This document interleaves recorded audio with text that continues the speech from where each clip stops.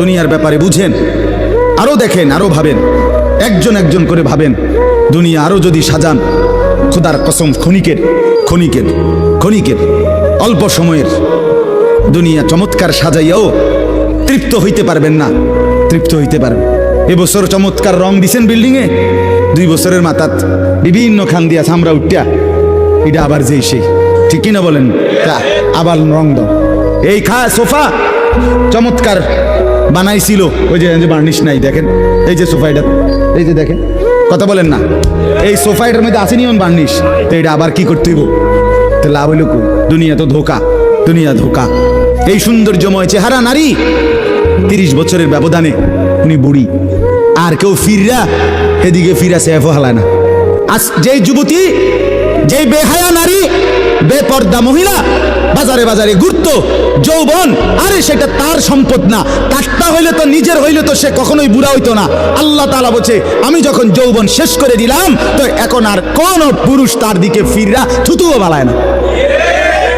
দুনিয়া এক অবস্থায় থাকে না, এক হালাতে থাকে না বাপ। এই জন্য ছেলেদেরকেও বলি, বাপ জিন্দিগি সুন্দর করো। তোমার এই হাসি থাকবে না, তোমার এই সুস্থ সুন্দর সুঠাম দেহ থাকবে না। আন্তরিকতা নিয়ে শুনলে, নিজের ভিতরে নেক মানসিকতা যদি থাকে, গ্রহণ করার মানসিকতা, তার অল্প কথাতেও ফায়দা হয়। আর গ্রহণ করার মানসিকতা না থাকলেও 50 বছর শুনলেও গুনার অভ্যাস ছুটে না।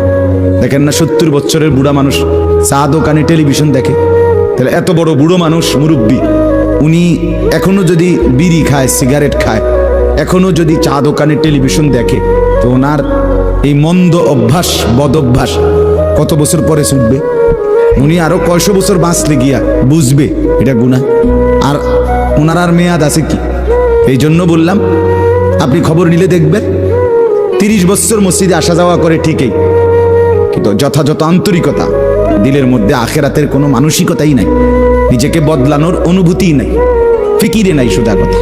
পরকাল বলতে কিছু, এখন যা আছি তাই, এখন সুখে থাকলে সুখী দুনিয়া, এখন দুঃখে থাকলে দুঃখী। জিফুদ যদি ঠিকমতো খানা খাদ্য খাওয়ায় খুশি, ঠিকমতো খানা খাদ্য নাই দুঃখী। এই মানে দুনিয়া পেলে খুশি, দুনিয়া না পেলে দুঃখী। লাভ লোকসান, আয় ব্যয়, হিসাব কিতাব, সুখ আনন্দ, দুঃখ বেদনা, হাসি কান্না, আবেগ অনুভূতি, সবটাই শুধুই দুনিয়াকে কেন্দ্র। এখানে কি পেলাম, এখন কি পেলাম? ইনহিয়া ইল্লা হায়াতুনা দুনিয়া নামুতু ওয়া নাহইয়া। আল্লাহ তাআলা বলেন, নাফরমান আর পাপীদের জীবন কেমন হয়? কোরআনে আল্লাহ বলছেন, তাদের অবস্থা হয় এমন যে তারা বলে জীবন কেবলই দুনিয়ারটা, আর কোথাও জীবন নেই, আর কিছু নেই। নামুতু ওয়া নাহইয়া, এখানেই মরবো, এখানেই বাঁচবো। ওমা নাহনু বিমাবউসিন। আল্লাহ বলেন, নাফরমানদের দিলের মধ্যে এই বিশ্বাস যে আমাদেরকে পুনরায় কোথাও উঠানো হবে না। আল্লাহ যে বলছেন হাসরের ময়দানে তোমাদেরকে উঠানো হবে, সুম্মা ইন্নাকুম ইয়াউমাল কিয়ামাতি তুবআসুন। আল্লাহ তাআলা বলেন, তোমাদের প্রত্যেককে কিয়ামতের দিন হাসরের মাঠে তোলা হবে। আল্লাহ বলেন, বেঈমানের দিলে এটা থাকে না।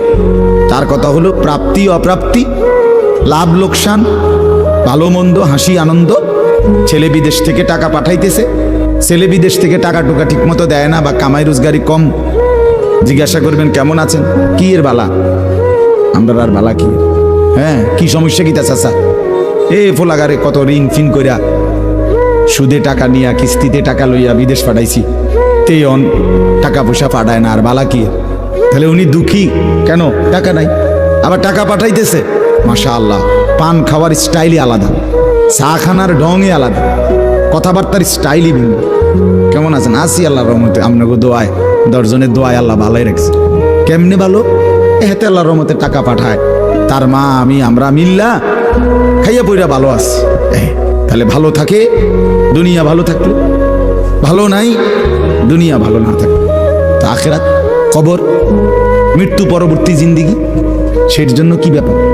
তার জন্য কোনো আলোচনা লাগবে না, এর জন্য কোনো কথা নাই। তাইলে কারো মধ্যে এই আলোচনা নেই, স্বামী স্ত্রী পরস্পরের আলোচনা, এই ঘর সংসার বাজার, খাট ফার্নিচার পালন, সোফা, আসবাবপত্র, গহনা অলংকার, এই নিয়েই পেরেশান, এই নিয়ে জিন্দিগি এর মধ্যেই আবদ্ধ।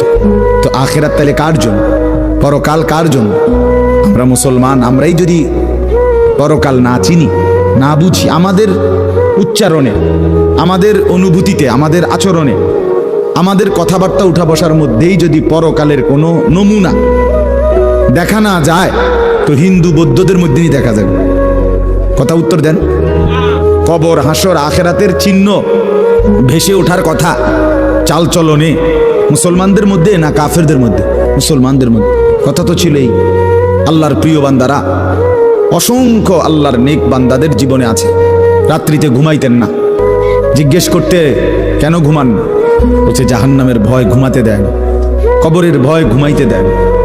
হযরত আবু বকর সিদ্দিক রাদিয়াল্লাহু তাআলা আনহুর মতো সাহাবী আফসোস করে বলতেন, হায়, আমি যদি একটা গাছের পাতা হতাম, আমাকে যদি একটা চতুষ্পদ জন্তু, গরু কিংবা ছাগল, সেই পাতাটা যদি খেয়ে ফেলত, অর্থাৎ আমি যদি মানুষ না হতাম।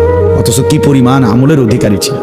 হযরত ওমর রাদিয়াল্লাহু তাআলা আনহুর চেহারা, কপালের দুই পাশ থেকে লম্বা অঝরে কান্নার কারণে দাগ পড়ে গেছিল।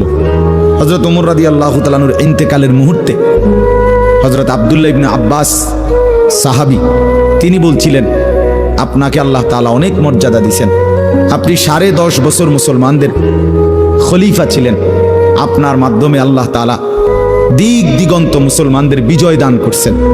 কত রাজ্য, কত এলাকা আপনার এই 10 বছরে বিজয় হয়েছে। আপনার অনেক সম্মান, অনেক মর্যাদা, অনেক গুণ, অনেক বৈশিষ্ট্য। হযরত ওমর রাদিয়াল্লাহু তাআলা আনহু